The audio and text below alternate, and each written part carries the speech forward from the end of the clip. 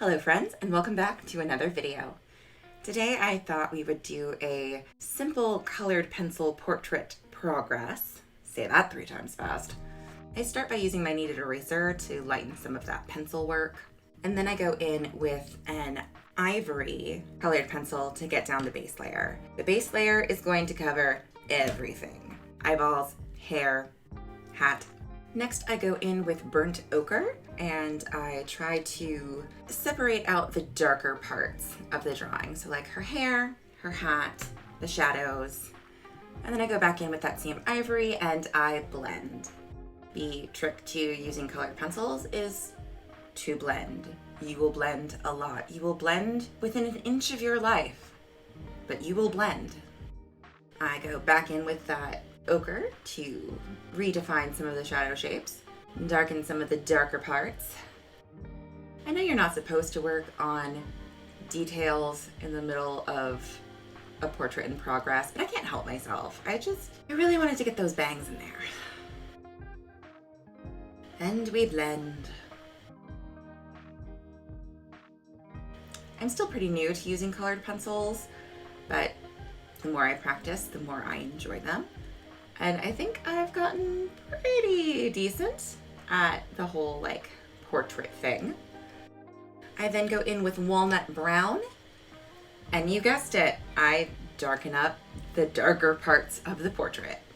Her hair, her hat, some of the other shadows, slowly building up the layers to get closer to the shades that we want. Again, you blend. I know that they actually make blending pencils, and I have one of them. I don't think I've used it once.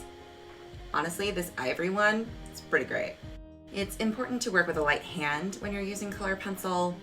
This way you have an easier time building up those layer of colors instead of trying to do everything in a single flat layer. It makes it look a little bit softer, a little bit more natural, and it's super fun to add weird colors into. I think that was pink carmine I used for the warmer spots on her face. So the cheek, the tip of the nose, a little bit on the chin, a little bit on the shoulder. You can see that I swatched everything to the side of the portrait, but I didn't bother to write anything down. So, whoops.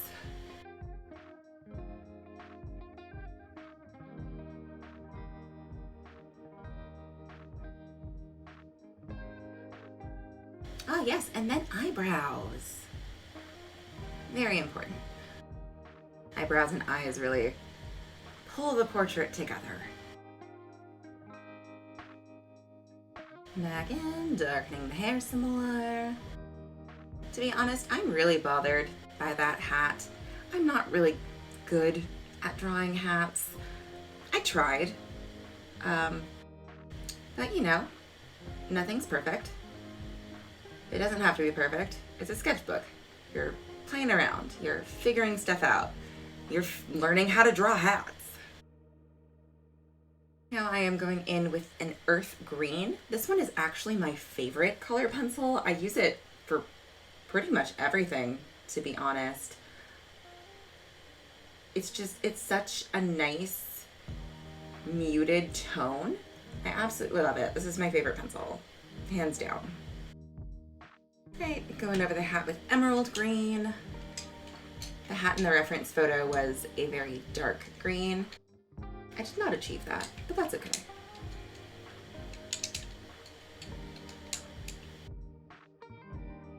Are you sick of watching me blend colors? I'm kind of sick of watching me blend colors.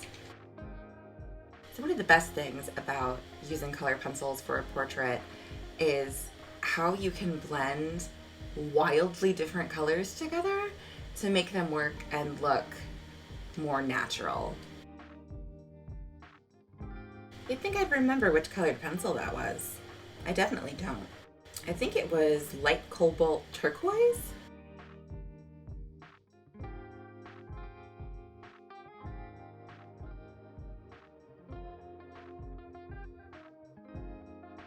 And here's where I realized that I forgot to draw the inner ear, so.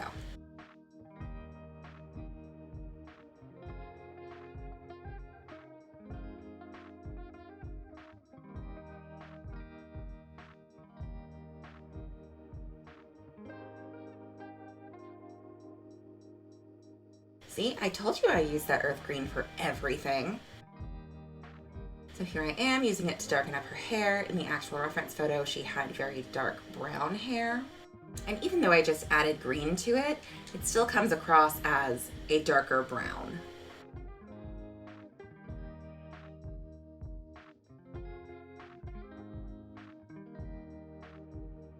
Ah, my second favorite color pencil, Payne's Gray.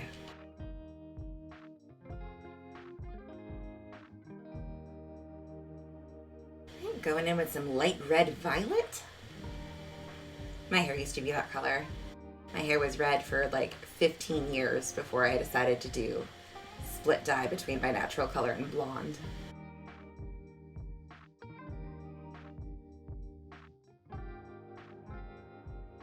We're tossing in some light green. Trying to work in some highlights on that hat. That hat is still so awful.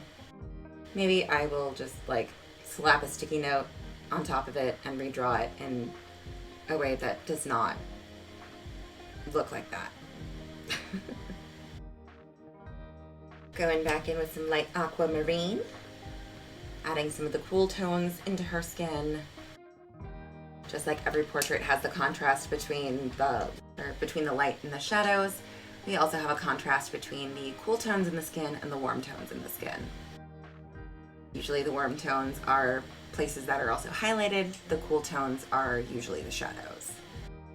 But honestly, it's your drawing. Do whatever you want. I'm going back in with that walnut brown and deepening some of the areas that kind of got lost with all the blending and the colors, and going back in and carving out the lines that help make the face more readable. You also want to make sure you have a pencil sharpener on hand. It's way easier to get those like little corners and little details if your pencil is sharp. Added a little bit of that light blue to the eyes. Threw some eyeballs in there.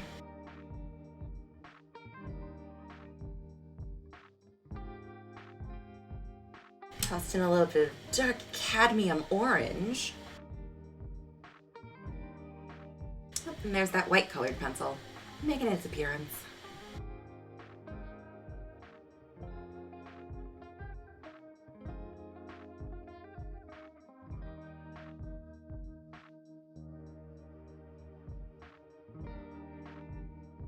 Okay, I'm just trying to darken up the hat with another pass of that dark red violet.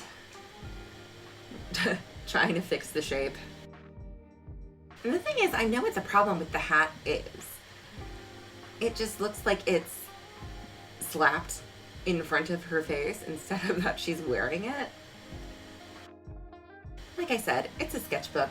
It's not supposed to be like your best work. It's not supposed to be full of masterpieces. It's a place to play around and experiment and practice. And if it's something that you truly hate, no one has to see it.